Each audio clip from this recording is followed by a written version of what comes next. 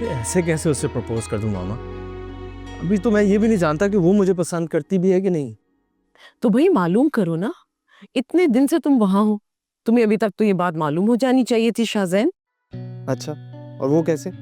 भाई लड़कियों की बात करने से ही अंदाजा हो जाता है कि वो लड़के को पसंद करती हैं या नहीं। अच्छा ये बताओ, तुम्हारी उस लड़की से अच्छी दोस्ती हो गई है ना?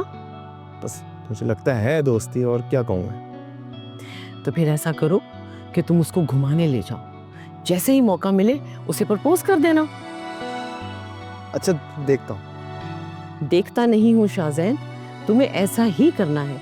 इतने अरसे के बाद तो तुम्हें कोई लड़की पसंद आई है, वरना। अच्छा, देखता हूँ ना मामा। आप भी चाहती हैं बस हर काम फौरन हो जाए। पहले भी जिंदगी में एक दफा जल्दबाजी की थी, आप पछताए हैं उसकी वजह से। फिर से नहीं पछताना चाहता।